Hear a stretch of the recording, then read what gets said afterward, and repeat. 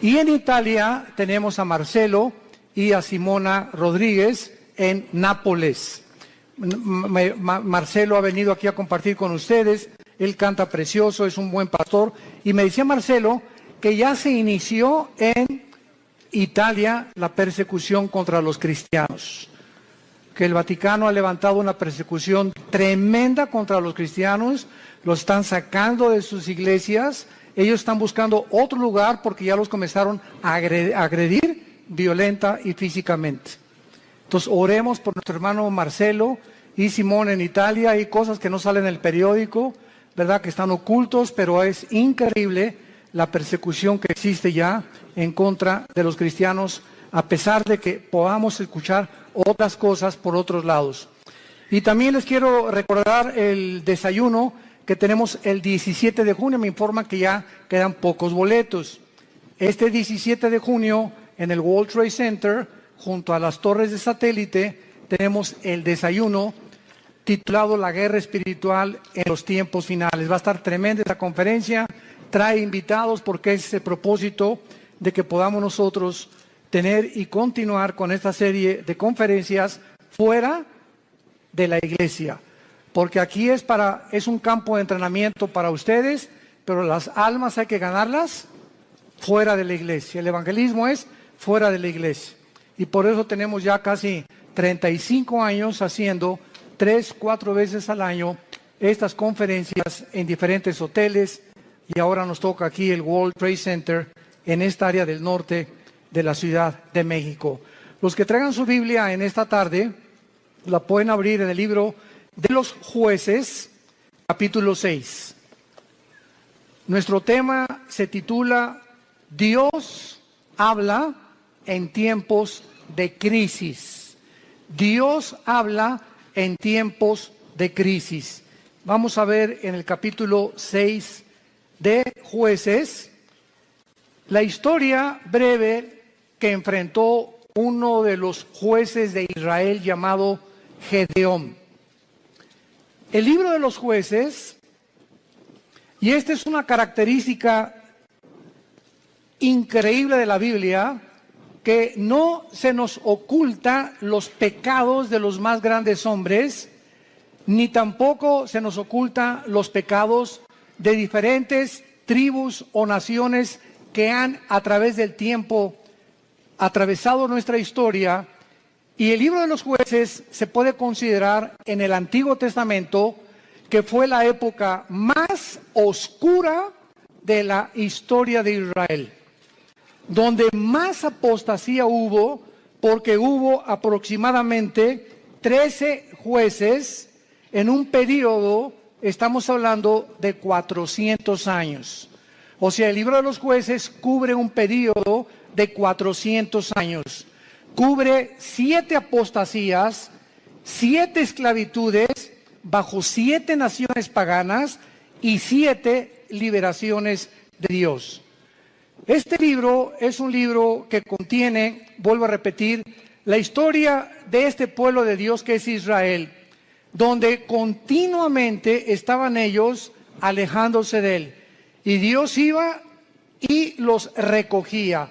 Pero siempre Dios tiene hombres o mujeres que Él escoge para que tú vayas a tu casa a traer a tu familia a la cruz, para que puedas traer a tu nación a la cruz, para que en tu escuela comiences a alborotar la escuela y a conseguir que en tu escuela se hagan conferencias, para que podamos alcanzar al mayor número de personas, para que en tu negocio, en tu consultorio médico, en tu bufete de abogados, en tus despachos de contaduría, en tu taller de carpintería, Dios nos llama a nosotros para que seamos luz.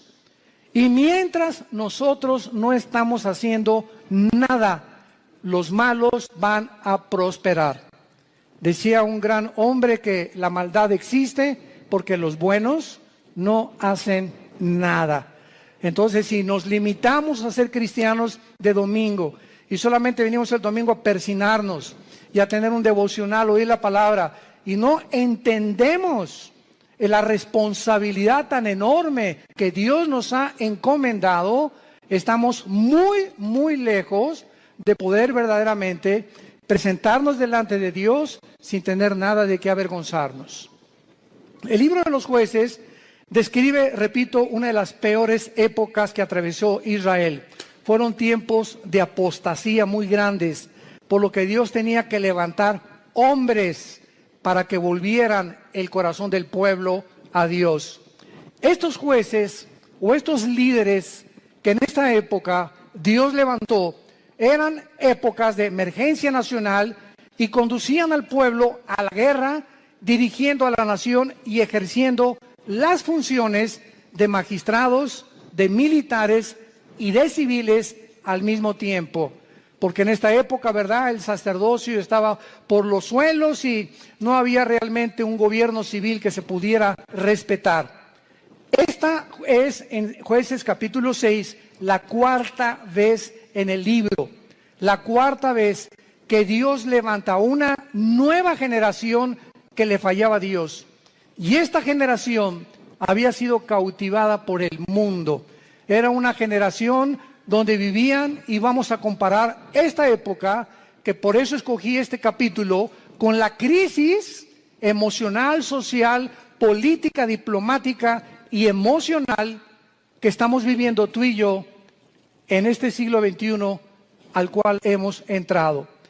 Esta generación, ¿verdad?, dejaron de vivir separados para Dios y a desear el estilo de sus vidas mezclándose en las fiestas, en las diversiones, en todos los ritos paganos, con un cristianismo completamente diluido.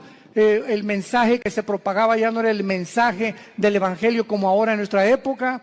Mi esposo y yo, que hemos estado viajando estos últimos meses, cada vez nos encontramos con todos los cristianos o iglesias a donde vamos, aquí, fuera de México, en Estados Unidos, buscando una iglesia que les dé alimento espiritual, que les dé una sana doctrina, que puedan realmente sentirse edificados con la palabra de Dios, y están buscando por todos lados por la forma tan diluida en la que el evangelio se ha propagado. Y al mismo tiempo vivimos una época de cinismo espiritual. Hace algunos días yo estaba en una conversación con una persona que conozco hace muchos años en Cristo. Bueno, este es solamente como un ejemplo de introducción al libro de los Jueces. Y esta persona yo la conozco ya hace muchos años, es más, él vino y se convirtió bajo nuestro ministerio. Y entonces yo oí hace como algunos meses que él había abandonado a su esposa y había abandonado a sus hijas. Y se había ido, pues, desde luego con un amante, ¿verdad? Con otra muchacha, su secretaria, o no sé, no importa quién haya sido. Entonces me encuentro yo a esta persona y comienzo a decirle, oye, ¿qué fue lo que sucedió? ¿Verdad? Que estoy en mi corazón partido a la mitad por lo que tú has hecho. ¿Y saben ustedes lo que me contestó esta persona que tenía aproximadamente o tiene casi 15 o 20 años en Cristo? Bueno, pero ya nos perdonó Dios. Le digo, bueno, ¿te perdonó a ti? No, es que mi esposa pues ya también anda abusando otro. Pues claro, le dije, no se va a quedar a vestir santos. Si tú te vas con la amante y te casas con la otra, tu esposa no se va a quedar a esperarte toda la vida. Entonces no vengas con ese cinismo y decirle, pues ella arregló su vida, ya nos perdonamos los dos y ya me perdonó Dios. Inmediatamente lo que yo detecté fue lo siguiente, que hay cantidad de personas que se llaman cristianas y que piensan de la misma forma, total que Dios me va a perdonar y me puedo divorciar. Y ya que me case con otro y forme otro hogar, entonces ya Dios me puede perdonar y comienzo nuevo. Porque él me dijo, bueno, ¿y ahora qué sigue? Le dije, lo que seguía era lo siguiente. Si tú abandonas a tu esposa por adulterio y por otra mujer, tú te arrepientes de tus pecados y esperas que tu esposa te perdone y te esperas antes de casarte a que se case ella primera para que tú quedas libre. Esa es la forma en la que la Biblia nos traza el divorcio, el adulterio. Para Dios es algo gravísimo el divorcio, gravísimo, porque es la santidad más grande que existe y la institución más santa que existe, el matrimonio. Y ahora por cualquier cosa, todo el mundo busca, hasta porque no me cocina bien, me busco otra cocinera. Es increíble ligereza en la que la sociedad se encuentra actualmente. Y de acuerdo a la Biblia, la única causal de divorcio es el adulterio, nada más. Que me pega, pues te esperas y oras por él y se separan temporalmente, pero es el adulterio la única razón, y el abandono de hogar, que el gavilán te pega y se va con otra, que abre la jaula y que vuele lo más lejos que pueda. Pero bajo ninguna otra circunstancia la Biblia aprueba el divorcio. Todo esto lo vamos a tratar en el seminario de matrimonios allá en la Riviera Maya. Estoy preparando una serie de mensajes tremendos. Los esperamos que nos acompañen ahora en octubre. Y este es solamente un caso de cómo vivían los jueces. Era un tiempo de cinismo espiritual. Era un tiempo en que todo lo tomaban a la ligera. Al cambio que Dios me perdona. Esto se llama tomar la gracia con libertinaje. Aprovecharse de la gracia de Dios y vivir una vida de libertinaje. Pues al cambio que Dios me perdona. Vamos a ver estas crisis en la época de Gedeón. Capítulo 6. Del 1 al 5, veamos el escenario en el que se encontraba Gedeón. Los hijos de Israel hicieron lo malo ante los ojos de Jehová, y Jehová los entregó en mano de Madián por 7 años. Recordemos que Madián era uno de los hijos de Cetura, la segunda esposa de Abraham. Cuando se murió Sara, se casó con Cetura, y de ahí nacieron los madianitas. Lo podemos ver en Génesis capítulo 25. Entonces los madianitas eran primos hermanos de los israelitas, o medios hermanos de los judíos. Y la mano de Madián prevaleció contra Israel. Y los hijos de Israel, por causa de los madianitas, se hicieron cuevas en los montes, cavernas y lugares fortificados. Pero pues sucedía que cuando Israel había sembrado, subían los madianitas y amalecitas, y los hijos del oriente contra ellos subían y los atacaban. Y acampando contra ellos, destruían los frutos de la tierra hasta llegar a Gaz. Y no dejaban que comer en Israel ni ovejas, ni bueyes, ni asnos. Porque subían ellos y sus ganados, y venían con sus tiendas en grande multitud como langostas. Ellos y sus camellos eran innumerables, así venían a la tierra para devastarla. No cabe duda que podemos nosotros, con esta introducción, poder comparar la época en la que nosotros estamos viviendo y el paralelo tan grande que existía en los tiempos de Gedeón y nuestro tiempo actual. Vemos en estos primeros 5 versículos la primera clase de crisis. Estaban atravesando una crisis social y de mucha violencia. Israel se había abandonado de los caminos de Dios. Dios los entrega en manos a enemigos, porque esta es la forma como Dios trata con todos nosotros. Dice la Biblia que mientras estamos en la luz, 1 Juan capítulo 1, la sangre de Cristo nos limpia de todo pecado. Bajo la luz, el diablo, los demonios no pueden meterse con mi vida, ni con mis hijos menores de edad, porque estoy bajo la protección de Dios.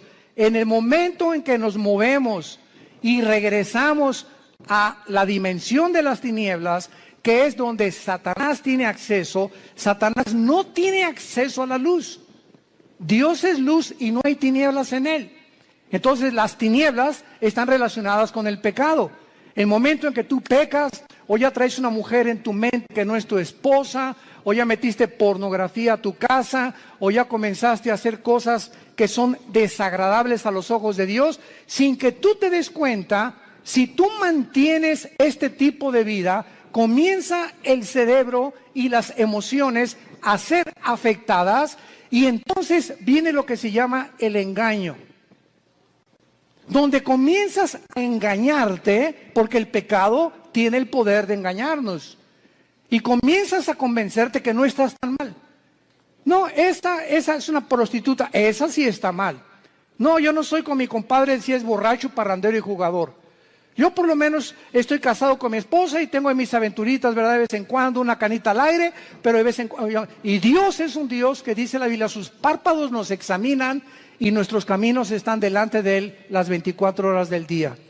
Y cuando viene el engaño, cuando vienes tú a la iglesia a oír la palabra de Dios como los domingos o los estudios entre semana que muchos de ustedes toman o en el ITI, el propósito de Dios al exponernos a su palabra es abrirnos el entendimiento para convencernos de pecado.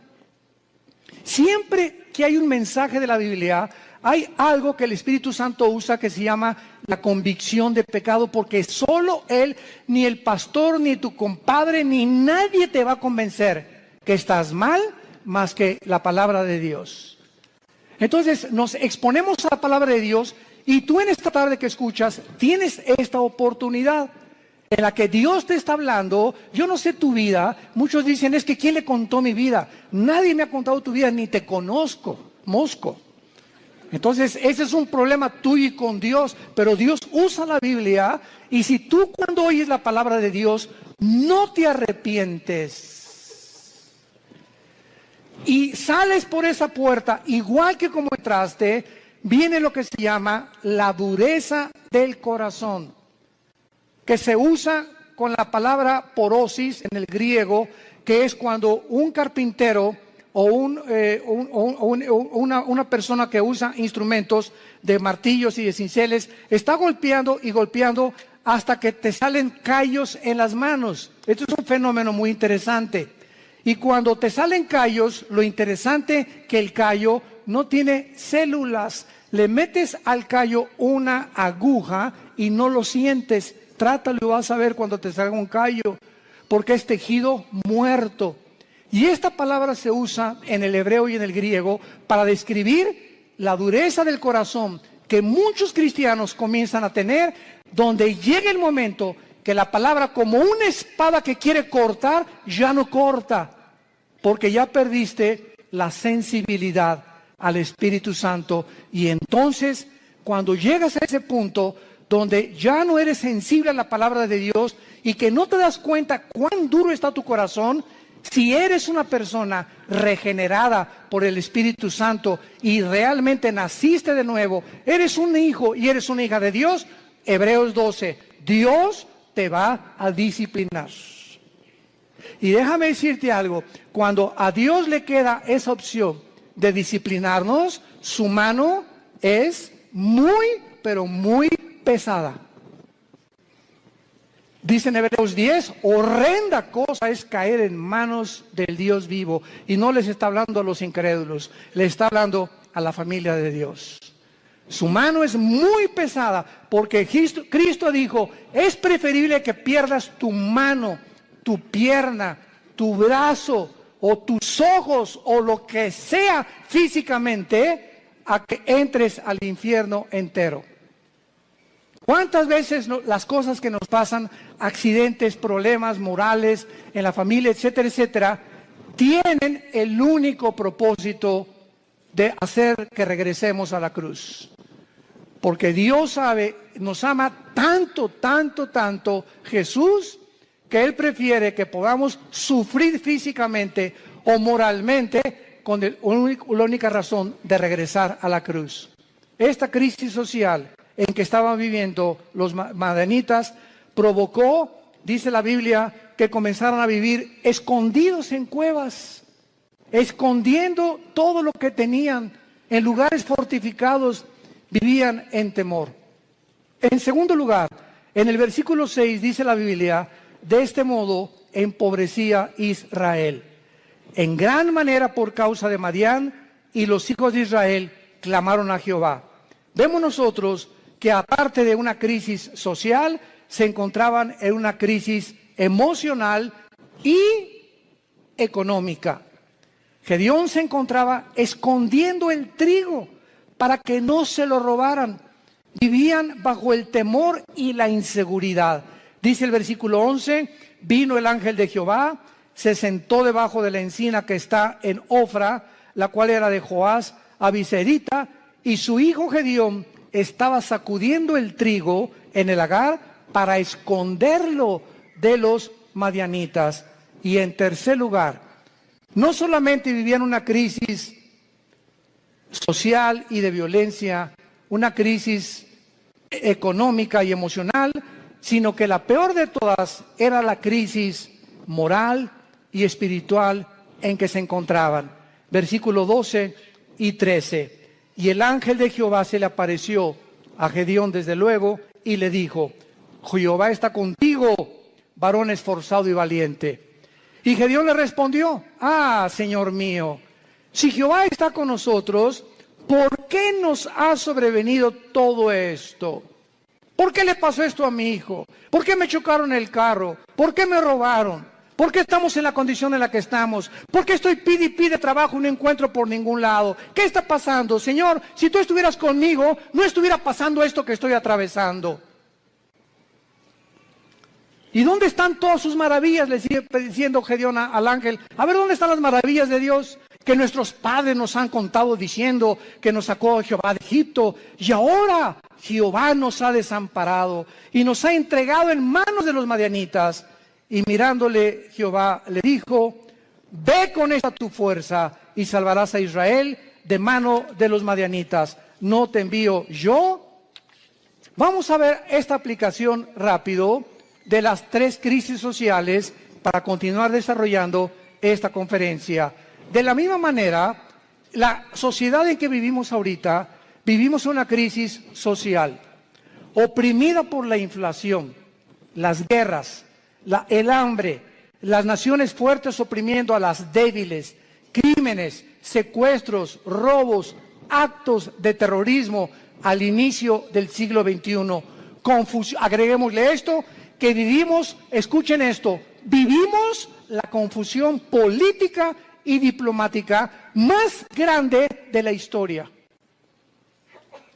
Vivimos la confusión política más grande y diplomática de la historia. Podríamos decirle nosotros que nacimos después de la Segunda Guerra Mundial, que desde la Segunda Guerra Mundial, que Estados Unidos se levantó como la supremacía política, económica y militar del mundo, seguido por la Unión Soviética o las repúblicas socialistas soviéticas, hasta el siglo XXI hemos entrado a un punto donde ya entre las mismas naciones, a pesar de la grande tecnología y los avances científicos que tenemos, nos encontramos tan confundidos políticamente, donde ya los gobiernos del mundo ya no saben qué sistema de gobierno utilizar, si socialismo, si comunismo o socialismo y comunismo mezclarlo, si democracia, si monarquía, porque los sistemas que se han probado hasta el siglo XXI, las mismas democracias han fracasado.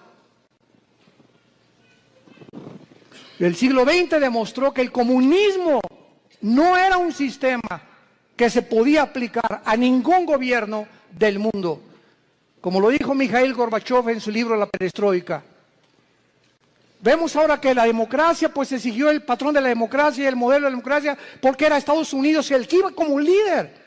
Y los países dijeron, bueno, pues si en Estados Unidos el mejor vestido, el país mejor vestido, el mejor alimentado, el que más guerras ha conquistado, guerras ha ganado, y el que sacó al comunismo, al fascismo y al nazismo del siglo XX, vamos a seguir ese modelo. Y vemos ante nuestros ojos, al entrar aquí al siglo XXI, los que venimos desde el siglo pasado, que la democracia es una fanfarronería ya. Ya no es cierto que hay democracia, no es cierto que el pueblo gobierna, no es cierto que hay respeto por las instituciones. Vivimos una confusión, un caos político y diplomático, donde todos los sistemas se están derrumbando a nuestros ojos, todas las ideologías se están desmoronando, todo está cayendo delante de nuestros ojos, y ahorita los jóvenes, nunca, como en los últimos 10 años, había habido tantos suicidios de muchachos de 8 a 16 años. Nunca había habido tantos suicidios.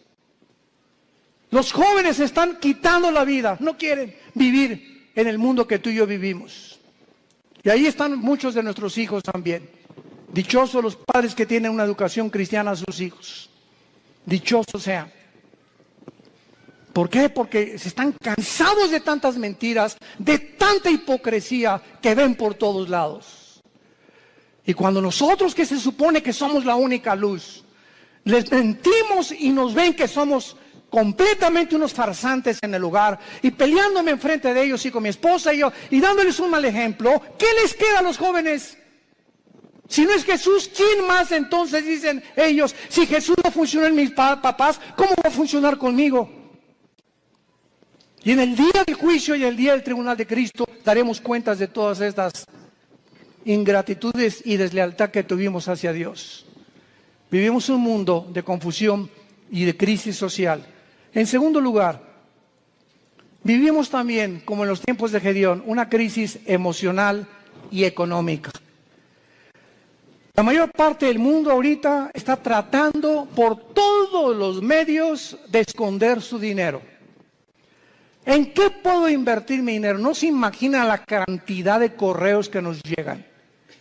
Oiga, ¿qué me recomienda, pastor? ¿Comprar euros o en el dólar o en Wall Street o comprar bienes y raíces? Dicen que el dólar va a seguir cayendo, que viene un caos económico en Estados Unidos que va a hundir el peso aún más todavía, etcétera, etcétera. Y todas las cosas que comienzan a bambolearse, como dice en Hebreos 12, voy a sacudir los cimientos del mundo, la economía, la política, los temas, todo va a comenzar a bambolearse. Así vivimos un mundo donde comenzamos a ver que todo es inestable, todo, no hay nada firme, todo está cayéndose a nuestros ojos, la moral por los suelos, como lo vamos a ver también, la política, la economía, la ideología, todo. ¿Qué entonces hacemos los cristianos? Vivimos una época de crisis, ¿quién lo puede negar? ¿Qué vamos a hacer entonces con el dinero? ¿Vamos a estar igual que el mundo, preocupándonos en qué invertir, escondiendo el dinero debajo del colchón de la cama? Es la crisis en la que estamos viviendo, emocional y económica. Y tantos impuestos, vive la gente angustiada, temerosos, llenos de estrés. La clínica Mayo en Rochester, una de las clínicas más prestigiadas en medicina, el Hospital Hopkins en Inglaterra, de Estados Unidos, de las instituciones más prestigiadas en medicina, llegaron a un acuerdo el año pasado, que la causa número 1 de problemas físicos en el ser humano actualmente y emocionales tienen una sola raíz. Ya no son ataques al corazón, entonces consecuencias, el problema y el peligro más grande que está asumiendo al mundo ahorita, robándole la salud, se llama el estrés. El estrés. Aún mismo el estrés te hace subir el nivel de tu colesterol y de tus triglicéridos.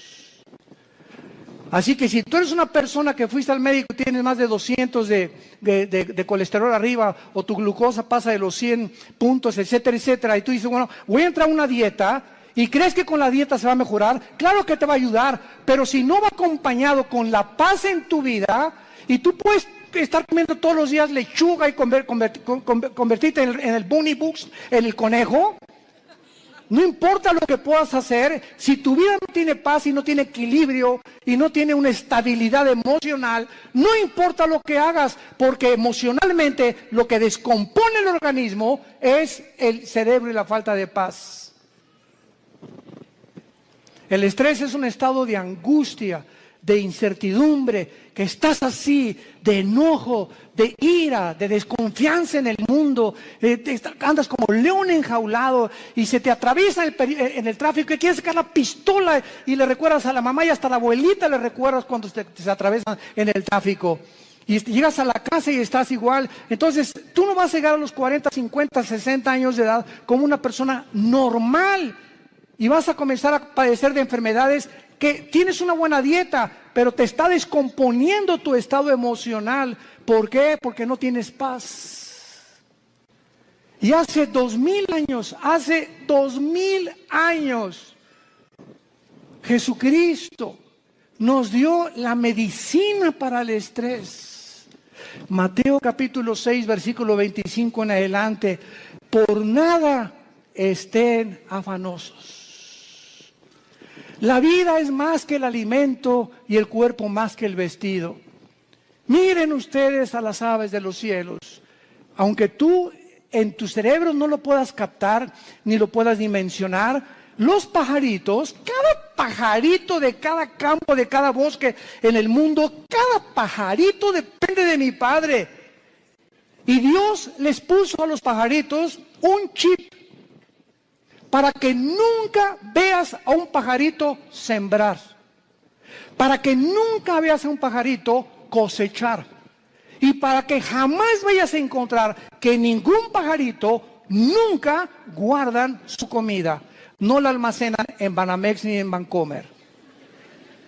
Y sin embargo, vale $1 cada pajarito, $2, y si mi Padre los alimenta, ¿cuánto más ustedes, que di mi vida en una cruz, que resucité de los muertos, que cambié la historia, que me apareció más de 500 personas en los primeros meses y años de mi vida, y que vivo en el corazón de muchos de ustedes? ¿Cómo es posible que hayas llegado a ese punto donde dudes que te voy a dejar? Ahora que estábamos mi esposa y yo en Acapulco, no estábamos ni en la playa.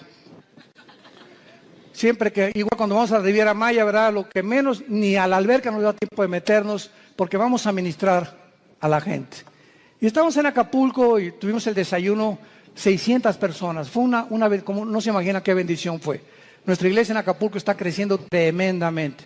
Bueno, en la consejería llegó una muchacha este fin de semana pasado y nos dice a mi esposa y a mí, de 18 años, ay, pastores, ¿qué te pasa, nena? No tengo trabajo. Nena, ¿tienes papá? Sí. ¿Y mamá? También. ¿Cama para dormir? Sí. ¿Y comida? Sí. Entonces, ¿y eres cristiana? Sí. Entonces, ¿por qué estás en esta condición?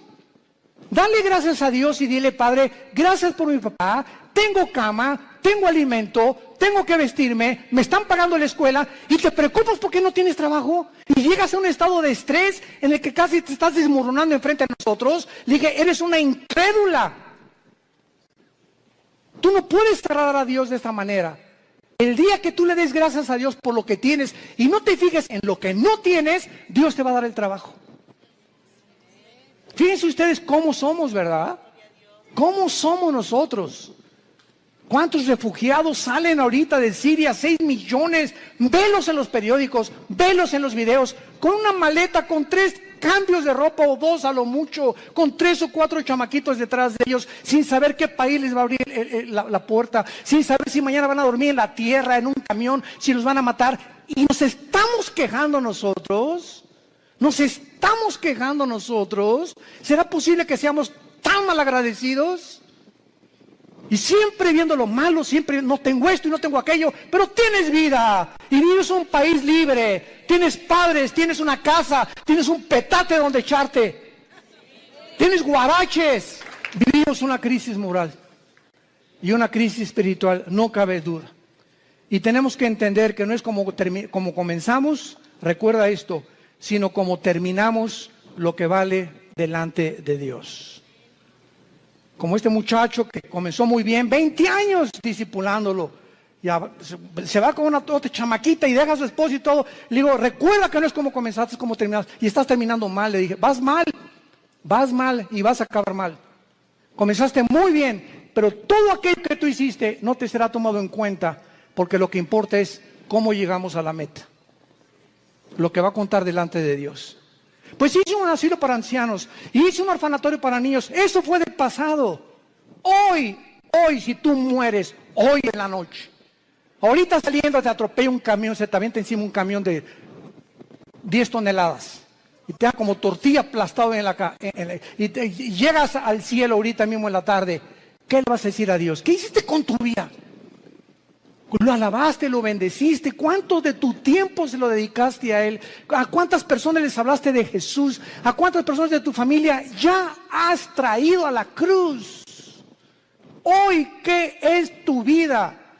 Tú no sabes si hoy es el último día que vivimos. Nadie lo sabe. En Hebreos capítulo 6 hay una exhortación muy fuerte y se nos dice, Hebreos 6, 11 y 12. Pero deseamos que cada uno de ustedes muestre la misma solicitud hasta el fin. Otra vez, no es como comenzamos, sino mantener el mismo ritmo. Por eso se compara la vida cristiana con los maratones en Hebreos 12, que corramos de tal manera que alcancemos el premio. Entonces, no es solamente como comenzamos, sino mantener el ritmo, y vienen los ánimos, y vienen las tormentas, y vienen las lluvias, y problemas, y el dólar, y el petróleo, y las guerras, y nada te apachurra, nada te amedrenta, pues ya se las cosas, ya me quiero morir. No, de todas las cosas, el espíritu que Dios nos ha dado es un espíritu de poder, es un espíritu de amor, de dominio propio. Pero cuando tú te despegas de este libro y cuando tú abandonas a Dios, viene como una catapulta, como un huracán, como un tsunami, todos los problemas en tu vida, y no tienes fuerzas para poder soportarlo, ni para poder resistirlo, y te vienes al suelo, y te emborrachas, y te drogas, y abandonas a tu esposa, y comienzas a buscar las salidas fáciles, porque no tuviste el poder que no le dijiste al Espíritu Santo que te fortaleciera. Y por eso muchos de ustedes viven una crisis moral, de depresión y de estrés, porque no es cierto que creen en Jesús. Se han soltado de Jesús, y en este tiempo de crisis el corazón está siendo probado.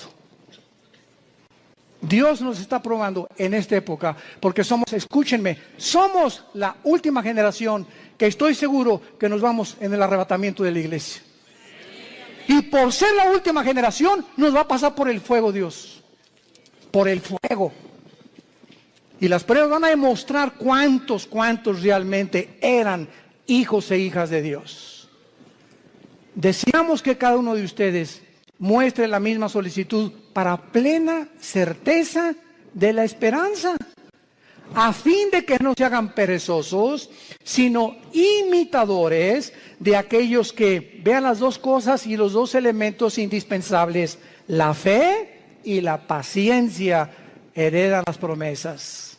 Si tú no confías en Dios y no eres paciente con Dios, tus anhelos, tu destino, tus sueños, tu visión, lo que tú quieras para tus hijos, para tu matrimonio y para tu negocio, no lo verás realizado, porque te diste por vencido, porque tiraste la toalla, porque dijiste, no, ya, avienten la toalla, paren la pelea, ya no aguanto tanto trancazo. Y estamos en un mundo donde vemos los campos llenos de cristianos amargados. Llenos así, si pudiéramos hacer una visión espiritual, así, llenos los campos de cristianos quejumbrosos, amargados, estresados, llenos de rencor, nunca aprendieron a perdonar, nunca se sobrepusieron, nunca pudieron descubrir el poder de la resurrección de Jesucristo en sus vidas, y así te van a enterrar y va a poner un letrero ahí en tu tumba que diga, este fulano nació en las tinieblas, vivió en las tinieblas y regresó a las tinieblas. Nunca vio la luz. No la quiso ver. Y en Hebreos 10, otra exhortación con las mismas características. Hebreos 10, 35 en adelante. No perdáis pues vuestra confianza, que tiene grande galardón, porque les es necesaria la paciencia, para que habiendo hecho la voluntad de Dios, obtengáis la promesa. Pero aún un poquito, y el que ha de venir vendrá y no tardará, mas el justo vivirá por fe.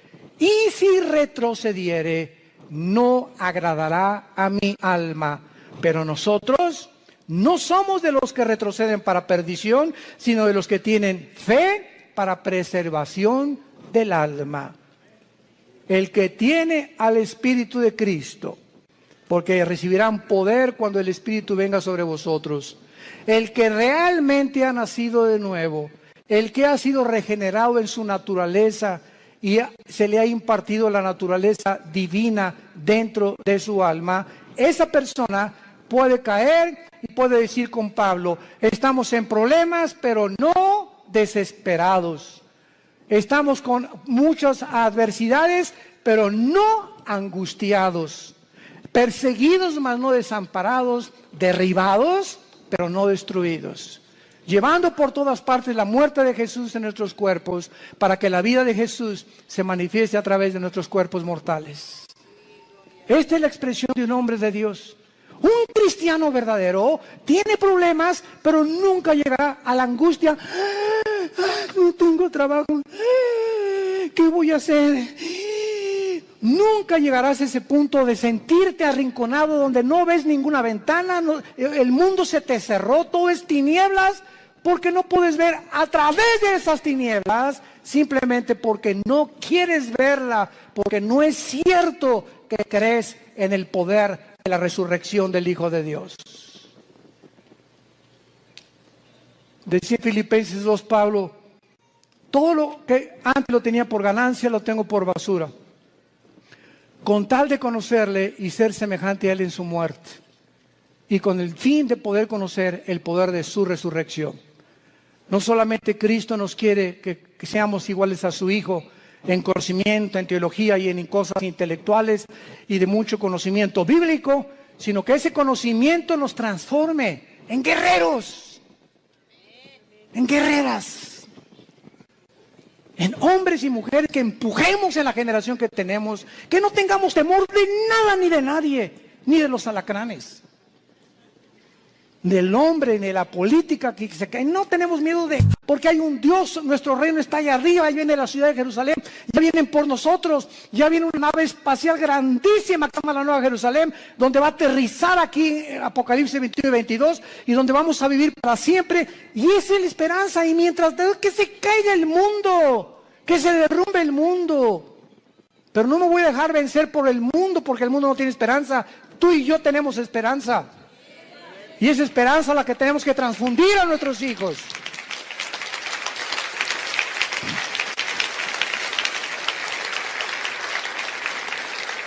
No caigamos en lo que al principio Gedeón estaba cayendo. Si Dios existe, ¿por qué me está sucediendo esto?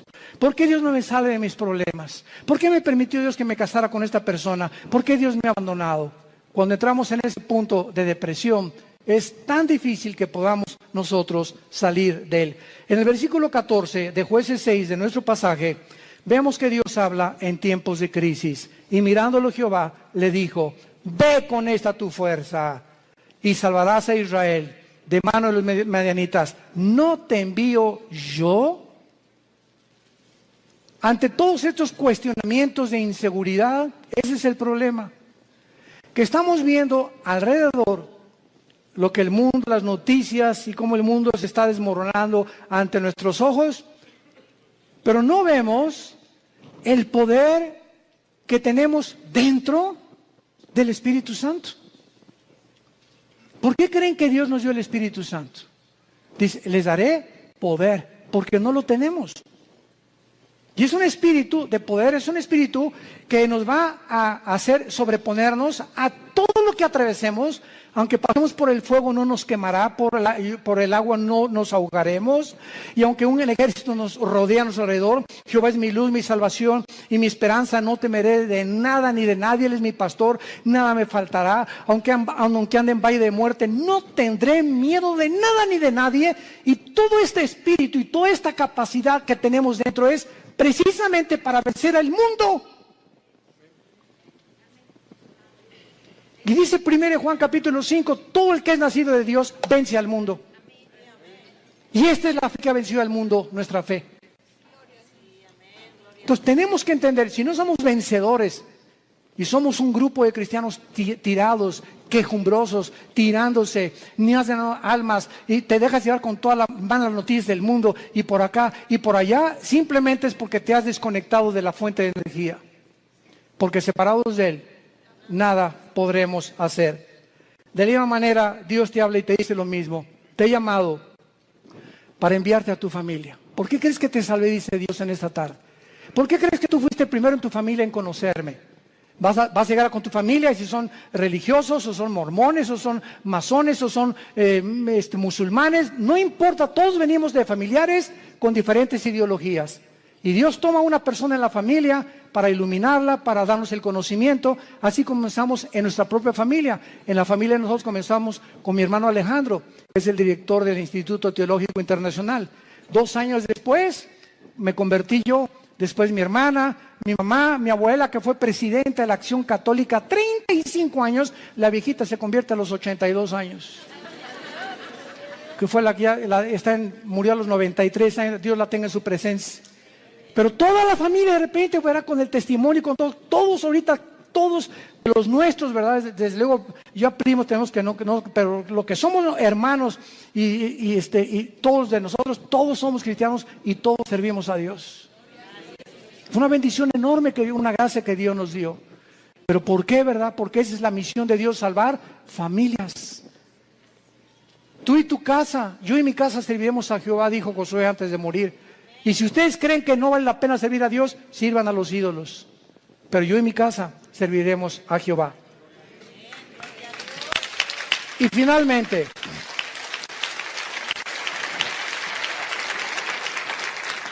Gedeón le responde a Dios, versículo 15 y 16. Entonces le respondió: Señor mío, ¿con qué salvaré yo a Israel?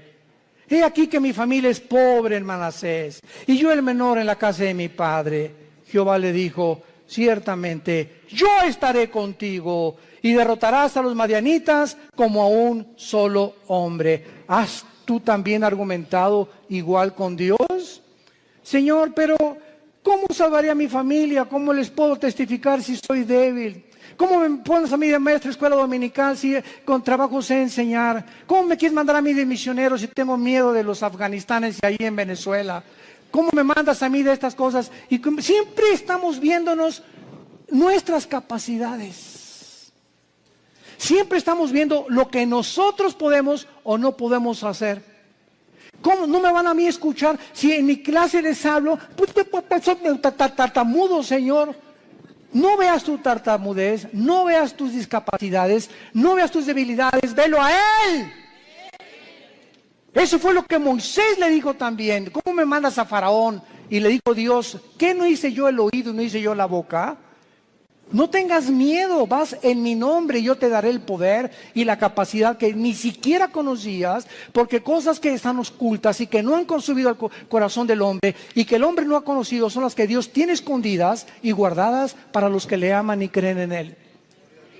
Ve, sé valiente, ve con tu familia, sé valiente con tus amigos, sé valiente en tu trabajo, háblales del Señor, háblales de Cristo. Tú no te imaginas, cuando acabes de hablar, te vas a preguntar: ¿fui yo? Así es, comenzamos a desconocernos. Yo antes de subir un púlpito, ¿verdad? Estuve 3 años de misionero, primero en la sierra. Ahí comencé yo de misionero, lo comentaba ahorita en la mañana al pastor César. Durmiendo en pisos de adobe entre Oaxaca y Guerrero, en la Costa Chica, en la Costa Grande, del 77. Este año, con la gracia de Dios, cumplo 40 años de servir a Dios. Este año. Gracias a Dios. Pero comenzamos. Dormíamos en ladrillos, envueltos en periódicos. Me dio malaria, me dio tifoidea 2 veces, temperaturas de 40 grados. Si no había un doctor por ahí, yo no estaría vivo ahorita.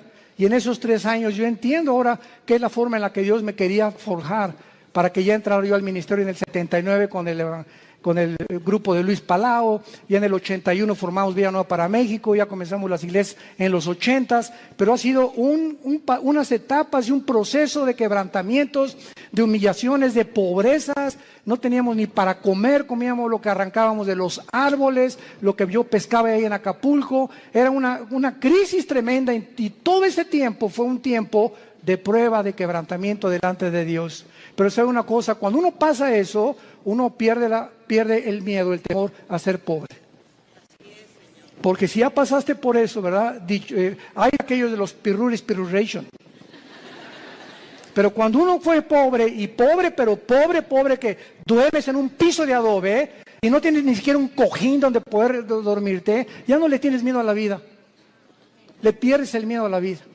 Porque sabes que sobre cualquier cosa lo peor que te pueda pasar es eso, y más de allá, la muerte. Y para nosotros es ganancia. Y finalmente, Gedeón, una vez que él comienza a adquirir conciencia de que no es él y que es Dios el que le ha llamado, vemos nosotros que Gedeón, en el versículo 18, lo primero que hace es, le dice al ángel de Jehová, que era Cristo desde luego, ven a mi casa y te voy a poner ofrenda. Y él respondió, esperaré que vuelvas. Entrando Gedeón preparó un cabrito y panes, etcétera, etcétera. Entonces el ángel de Dios, ya que tenía toda la ofrenda, le dijo, toma la carne y los panes sin levadura, ponlo sobre esta peña y vierte el caldo. Y él lo hizo así. Y extendiendo el ángel de Jehová el báculo que tenía en su mano, tocó con la punta la carne y los panes sin levadura, y subió fuego de la peña, el cual consumió la carne y los panes sin levadura. Vemos nosotros que lo primero que hizo Gedeón fue inmediatamente, después de recibir las noticias, buscar una ofrenda a Dios. Lo primero que un hombre y una mujer cambian cuando comienzan a conocer a ese Dios todopoderoso es que no existe, ni he conocido yo, a ningún cristiano grande y poderoso y maduro en el Señor que no sea generoso. Porque es la avaricia y la envidia y la codicia de los bienes materiales lo que nos impide a muchas personas recibir las bendiciones de Dios. Gedeón buscó una ofrenda inmediatamente. ¿Qué le podemos nosotros ofrecer ahora a Dios? Romanos 12:1. Número 1, nuestro cuerpo. Síganme con mucho cuidado. Presentar vuestros cuerpos en sacrificio vivo. Romanos 12:1. Santo, agradable a Dios, que es vuestro culto racional. En el original griego dice, es la manera más racional para vivir. Si tú quieres servir a Dios, lo primero que comienzas es cuidar tu cuerpo. Y no solamente de lo que comes, sino también sexualmente. Nadie puede servir a Dios cuando hay una sensualidad o una sexualidad no controlada. El hombre más sabio de la historia, Salomón, y el hombre más fuerte de la historia, Sansón, los dos fueron vencidos por una mujer que no era su esposa. Y aquí está en la Biblia como ejemplo para que podamos aprender a no confiar en nosotros mismos. El que mire que está firme, mire que no caiga. No jueguen con el pecado sexual. No juegues ni te dejes tocar por tu novio. No toques a tu novia si la quieres. ¿Por qué? Porque eso es santo delante de Dios. No salten a privilegios, jóvenes que me escuchan, que no les corresponden. Espérate hasta el matrimonio. El acto sexual es solamente permitido por Dios y grandemente bendecido dentro de la esfera del matrimonio. Nunca el acto sexual será bendecido antes o ya casado con otra persona que no sea tu esposa, que se llama adulterio. Mientras nuestros cuerpos no sean santos delante de Dios y no tengamos limpia el alma sexualmente y también físicamente, ¿verdad?, una alimentación adecuada, vamos a impedir nuestro avance y las cosas grandes que Dios podía haber hecho con nosotros, no las hará. Dios busca hombres y mujeres santos en toda, para ser usados como instrumentos a un Dios que es santo. Dice en 2 de Timoteo, Pablo, en una casa hay trastos sucios, en tu casa tienes en el fregadero vasos sucios y tienes en la vitrina vasos limpios. Si llegan invitados, ¿qué vasos usas? Los limpios. Y así en el servicio a Dios hay cristianos sucios que están en el fregadero ahorita. Ahí están, Dios está queriendo lavarlos y no los usa Dios. Y quieres que te use Dios, pero no te puede usar porque no estás limpio, entiéndelo. Entonces, si hay algo que Dios quiere usar ahorita y no aprovechamos esa oportunidad, va a buscar a vasos limpios Dios, porque Él es un Dios santo. No nos perdamos esta oportunidad de servir a Dios por nuestra falta de limpieza y de santidad, porque estamos viviendo ante un Dios santo. Y finalmente, dice el versículo 24, y edificó allí Gedeón altar a Jehová y lo llamó Jehová Shalom, el cual permanece hasta el día de hoy y de Ofra. Vemos nosotros que Dios le dice a Dios, yo soy tu paz, y mientras yo tenga tu paz y yo gobierne tu vida sexual, tus pensamientos, tus emociones, tu destino, tú vas a ser un vaso que te vas a rendir. Y nunca nadie ha podido imaginarse lo que Dios puede hacer con un hombre y con una mujer enteramente rendidos bajo su poder. Te damos gracias, Señor, por tu palabra. Palabra, palabra, palabra, palabra, palabra.